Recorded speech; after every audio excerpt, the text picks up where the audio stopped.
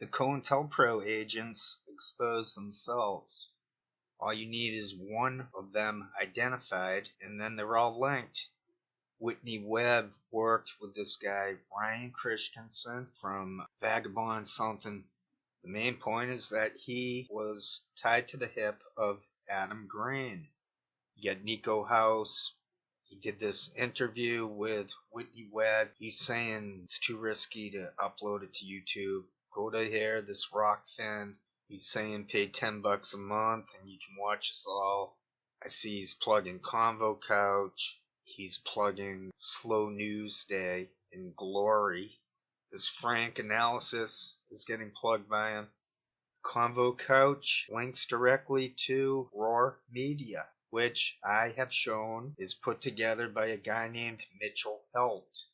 And then I located Joy Choden and an article from PR Week. That was the link to Ebon Kim and Mana Talk in Redneckonomics. And on you start to see that all these people are tied to the hip. H.A. Goodman's moderator is called an Eric H526. He was a regular with Ebon Kim and Mana Talk. I can't make this up how stupid this COINTELPRO network is. How transparently idiotic and revealed they are. I can't come up with the words to articulate how astonished I am at how silly they are to not even attempt to hide that they're paid fakes. It couldn't be more obvious. They can't hide it. I got this mugshot for Nico House. He was apparently arrested for speeding. I don't know how that works. I could not recreate and find this info. Maybe I didn't try hard enough. So yup, I'm not gonna sign up to Rockfin. What it seems I need to do is read a little bit from that Joy Choden article, because I have to make it clear that these people expose themselves, that this is a fake citizen journalist racket scam. I got it on audio tape that Joy Choden called into Graham Elwood. Choden and Helt are listed for running Uphill Media. Roar Media is the same thing. They're the same people. It's all the same fake honeypot. And now they want you to go to Rockfin and pay money to follow their rigged, stupid shows where they're not doing anything more than anyone else, putting up screenshots, running some clips. The only difference is that people like myself are real. There's no script to me. And it shows. While they cannot not appear as fake. I hope that made sense. They cannot not. Well, that's why we were taught to not go in for double negatives. Two nots do not make a yes. Alright, here from Joy Choden. On Joy Choden. And she's linked. Held. I'll put up the screenshots. I don't know why COINTELPRO discloses itself. Why did Project Vigilant make it obvious that they existed? Well, maybe I do know. It's because they know we can't get into bigger than a group of 10 and trust each other. They know that we can't do anything without them knowing what we're doing and thinking. That's where the nonviolent anarchy comes in. But anyway, I must get to this Choden thing just to make clear that this is the truth. This is actually a refreshing bit of investigative journalism by something called PR Week. These were public relation people upset with other public relation people because they were so unethical. This is all from PR Week. The article is called Ethics 101. Posted May 15th, 2007. I don't see who wrote this. Anyway, they were talking about some Walmart blog that didn't disclose itself. So the writer's saying he was surprised to get an email from Joy Choden, CEO of JC Publicity and Promotions. A bulk of Choden's work is done within the entertainment industry, where she creates websites that, in some cases, are quietly sponsored by her clients in television production, but appear to be totally consumer-generated online fanzines. Choden declined to discuss these clients.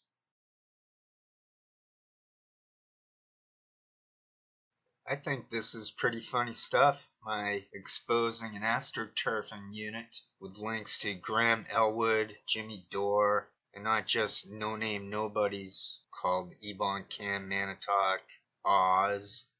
Here's Graham Elwood answering a comment from Joy Choden. Fancy that. You can support me on Patreon for as little as $2. This article was submitted by Patreon member Joy Jordan. Thank you so much for supporting the show. Joy Chodan. I hope I'm pronouncing that correctly. It was in Tube Filter. So, what happened? There was a child video scandal happened. So there were some people posted some very innocuous videos on YouTube of children, and there's this one and the link is in the show notes below, but there's this a Christian family vlogger, Jessica Bollinger, who they do videos, her husband and their 4 kids, and one of them's a gymnast. They just do videos. This is our, oh, look at our cute family, right? So in the comment section, what started to happen was some like pedophiles started commenting on it, and I guess they were exchanging what they're calling fetishizing remarks, which is disgusting and horrifying.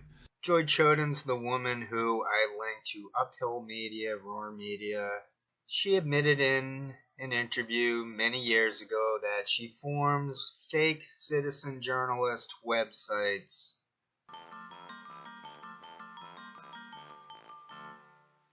Feels like we're really doing a service by bringing fans and companies together. The writer here is saying surprisingly, Choden was spilling a lot of beans about herself. Here's a quote from Choden. It feels like we're really doing a service by bringing fans and companies together. Well, that sounded demented. She thinks, he didn't write that, that was me. But back to the article. She thinks her work fosters a sense of community and shows the fans that they're appreciated. Fans in some cases, however, are led to believe that a fellow fan is the creator of the site. She went on to say that she would like to get to a point where she could always be straightforward with the fans, because it's not always easy to keep quiet once she's made contact with them, and thinks that getting the word out about the work that her company does will eventually lead to honest interaction from all of her clients.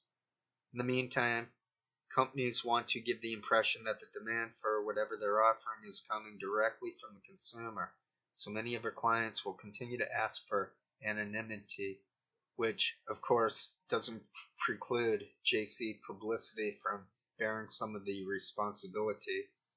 I asked Choden via email if she was aware of WOMMA and its code of ethics. She wrote that she wasn't, but said, okay, here's Choden. Pretty big quote coming up here. We take on projects if we feel that the value of the project is worth promoting. For example, we will not promote overly violent or explicitly sexual content. We are interested in only promoting high-quality programs that deserve the word-of-mouth online promotion that it needs to be successful. At times it has been a tough decision to take on some of our projects, but we felt that the quality of the project and the opportunities we could offer the fans would be worth the time and effort. Alright, there's only 2 more short paragraphs. This should do it. Consumers are looking for greater transparency from companies, not less. Does it really need to be said that obscuring the truth from consumers is wrong? Apparently, it does. It's unequivocally wrong for companies to do what JC Publicity and Promotions is doing for clients, no matter what good reason they think they have. Being vague about what entity is behind a movement is as bad as an overt lie. If consumers show a demand for something, feel free to try and meet that demand. But they're handing over their loyalty, time, and money. The least they can expect is honesty in return. I'm certain these organizations will one day get caught pulling one of these scams. The consequences will be far worse than if they had been truthful from the beginning. But that's the thing. It's obvious that Ebon Kim, Manitalk, and Redneckonomics, and then you got to go with Shanda and Oz and those other people at Roar Media. It's obvious they're COINTELPRO, and then it's obvious that so is Nico House, Slow News Day, Glory, Frank Analysis. Then it's obvious the same up the line to Tim Black, H.A. Goodman, Tim Pool, basically proverbially on and on. Well, so that's that. Just look at Suzanne Murphy. I proved that she's a millionaire. Why is she not disclosing that she's the CEO of that company? Obviously, they were hiding it. They've been hiding it. I'm very logical. My findings can't be disputed.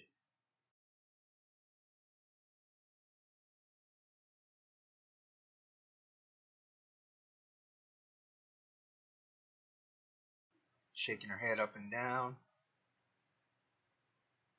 She's staring.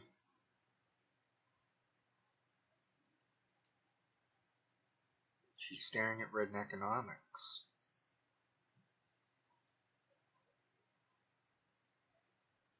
A big part of their job is to nod in agreement with the coworker. They present as organic citizen journalists. It's all rigged. They were hired.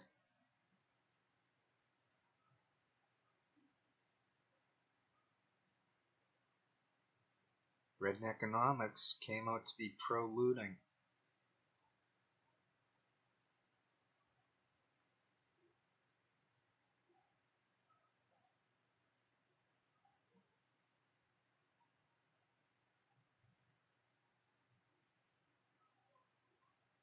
Redneckonomics likes to be left alone. She's not very outgoing with her face. Shanda is very sociable. Oz is creepy. Shanda now hates Oz. Redneckonomics likes Oz.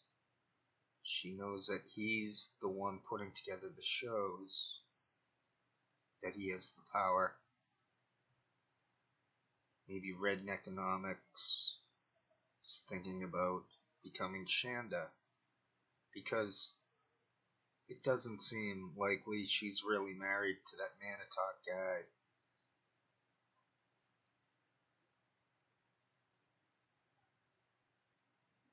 Now she's staring back at Shanda. See Shanda staring at her.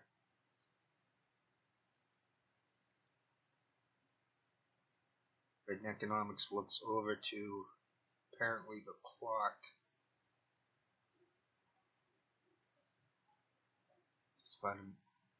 There's about a minute and a half to go here.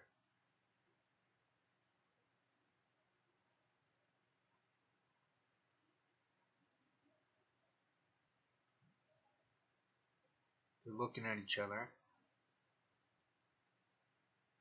See how Redneckonomics did this fig, yeah. That's what I'm talking about.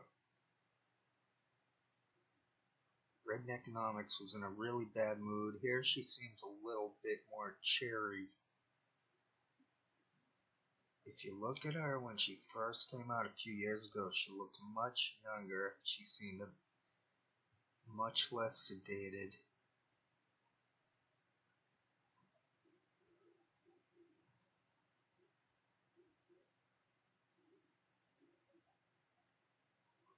See, Shanda looks over, and then Redneckonomics is very shy. Manitalk is incapable of dialogue. Redneckonomics can get very mean, but she hides it.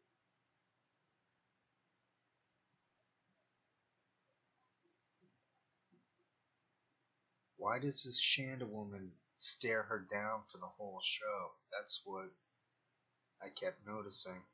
Now Redneckonomics is looking back.